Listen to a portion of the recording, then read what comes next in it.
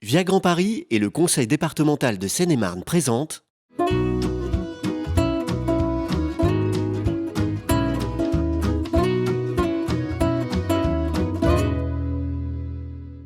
Bonjour à tous, je suis ravie de vous retrouver sur Via Grand Paris. Je vous emmène aujourd'hui en balade dans la ville de Moret-sur-Loing, en Seine-et-Marne, située à la lisière de la forêt de Fontainebleau. Cette commune a été élue plus belle commune d'Île-de-France en 2019. Nous sommes ici à l'occasion du Festival du patrimoine. Nous vous emmènerons également dans ce magazine dans le marais d'Épizy. Nous irons ensuite visiter un lieu insolite à Longueville, un musée vivant de la locomotive. Et enfin, nous vous dévoilerons le programme intégral de ce Festival du patrimoine. Mais d'abord, nous avons donc rendez-vous avec Françoise pour une visite guidée de Moret-sur-Loing.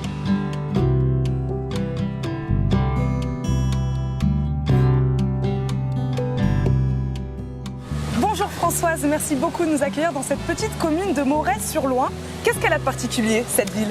Alors Moret-sur-Loing est une petite ville moyenâgeuse qui est rentrée dans le royaume de France en 1081 avec un échange avec le duc de Bourgogne.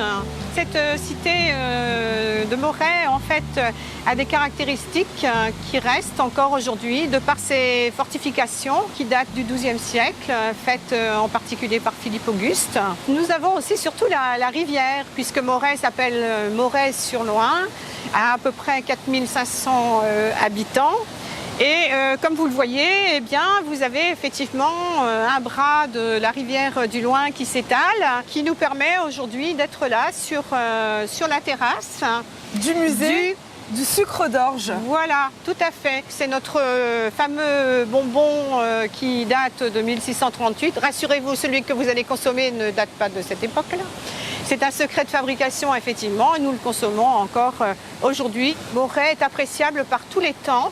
Aussi bien temps de pluie que beau temps comme aujourd'hui. On peut dire que temps de pluie, c'est le Moyen-Âge et beau temps, c'est la Renaissance. C'est un point de vue que vous avez choisi ici parce que juste derrière, on a l'église de Moret-sur-Loing. Ici, vous me disiez ?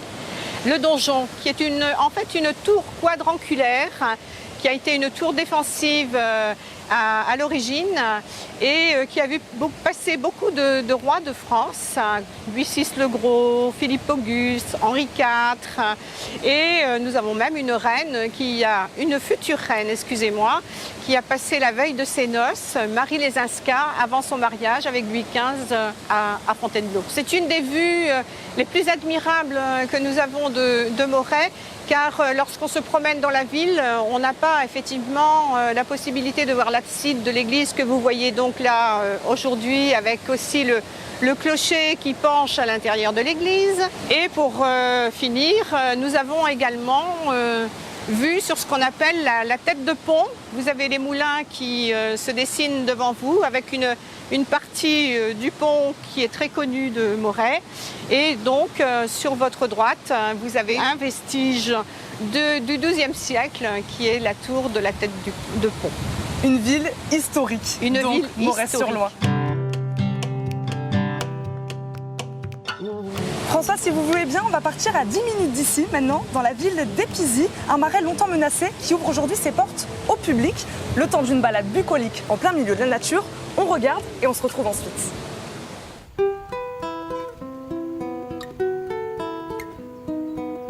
La nature a trouvé son paradis. À une dizaine de kilomètres de Fontainebleau, au cœur de la vallée du Loing, le marais d'Épizy offre un terrain d'observation unique pour les amoureux de la faune et de la flore.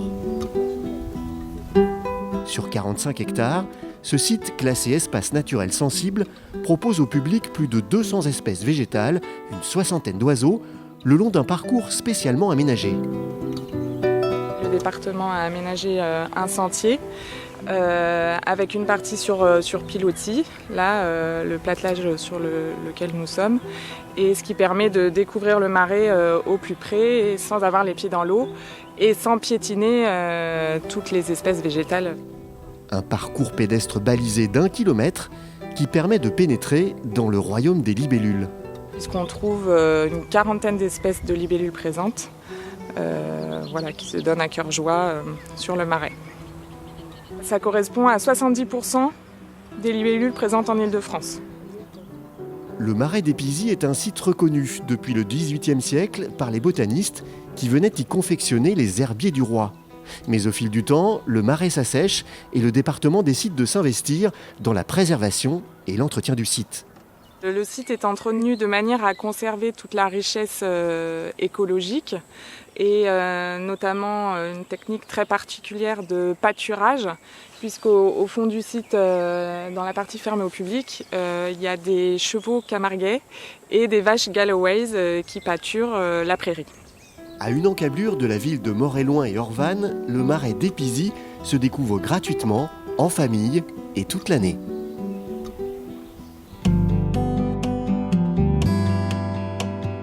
Donc là, Françoise, on continue notre visite devant cette belle église.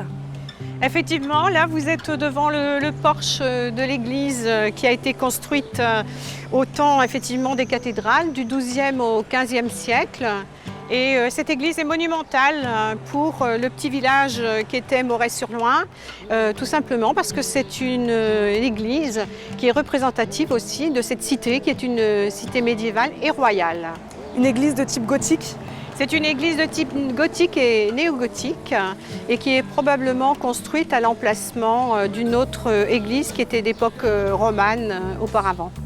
Et toutes ces belles rues de Moret-sur-Loing tournent autour de cette église. C'est vrai que c'est un point en hauteur et nous avons d'anciennes effectivement demeures qui viennent d'ailleurs d'être restaurées et qui sont là maintenant devant vous et qui représentent l'une d'entre elles, la boutique du sucre d'orge. On va maintenant aller se balader, si vous voulez bien, du côté de Longueville, un lieu insolite, ancienne rotonde ferroviaire, devenue véritable musée vivant de la locomotive, un voyage dans le temps qui commence maintenant.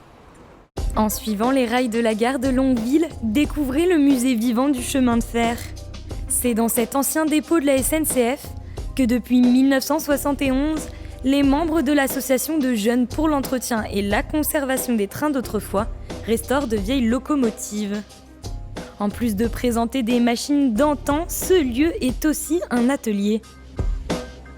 C'est un lieu atypique tout simplement parce que c'est un dépôt de locomotive à vapeur qui est dans son jus, qui est unique en France puisque c'est le seul dépôt de locomotive à vapeur en bois. L'Agecta est l'association en France qui a préservé le plus de matériel ferroviaire. Nous avons à peu près une soixantaine de véhicules et ici sur le site de Longueville, il y a à peu près une quinzaine de locomotives à vapeur. En fait, nous organisons des trains, nous avons des locomotives en état de fonctionner.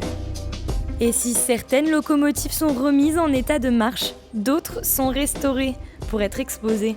C'est le cas de la locomotive 230 D116 de l'ancienne Compagnie du Nord. Cette machine connue pour ses performances en vitesse a retrouvé sa beauté d'antan malgré ses 108 ans. Et en état de présentation telle qu'elle était quand elle était neuve. C'est-à-dire en fait, ce qu'on appelle donc dans le jargon ferroviaire la couleur chocolat. En fait, c'est pas simplement une peinture, c'est des pièces, des tôles, notamment de la tôlerie qui a été corrodée, donc qu'il a fallu remplacer. Vous avez ici donc en fait, regardez, vous avez deux, c'est l'équivalent. C'est comme si vous aviez deux accélérateurs. Là, c'est comme si vous aviez deux volants, donc deux boîtes de vitesse. C'est une machine qui est, excessivement compliquée. Toutes sortes de trains sont à découvrir au musée vivant du chemin de fer, comme ces wagons Pullman première classe parfois utilisés comme restaurant pour des particuliers. Un musée insolite à découvrir à seulement 1 heure de Paris.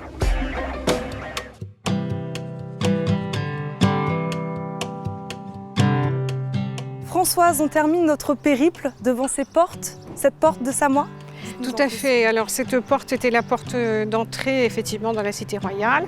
Elle s'appelle porte de Paris parce que nous sommes par là en direction de Paris.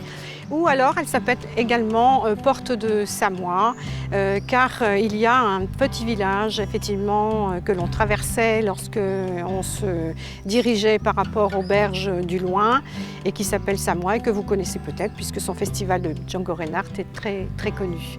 Alors cette porte date effectivement du XIIe siècle. Vous pouvez admirer l'épaisseur. Vous pouvez également voir encore les gorges où les herses descendaient à l'époque. Est-ce qu'on peut dire que Moret-sur-Loing est une ville fortifiée ? Oui, contrairement à Nemours qui est un petit peu plus au sud, qui est une ville ouverte, on peut dire effectivement que Moret-sur-Loing a gardé son cadre et a gardé ses fortifications qui mesurent environ 1,4 km et qui possédaient 20 tourelles.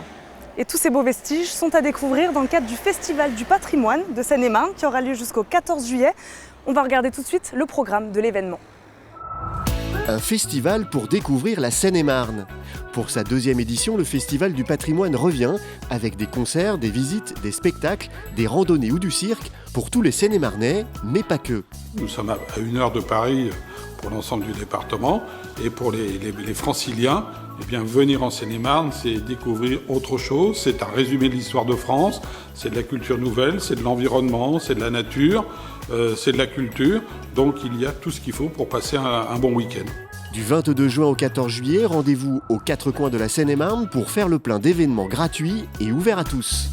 Le lancement du festival, nous serons au château de Blandy-les-Tours, propriété du département de Seine-et-Marne, avec une grande après-midi, art du cirque et une surprise musicale avec les chanteurs d'oiseaux, les fameux chanteurs d'oiseaux qui ont réinventé, qui ont fait du chant d'oiseau un genre musical à part entière.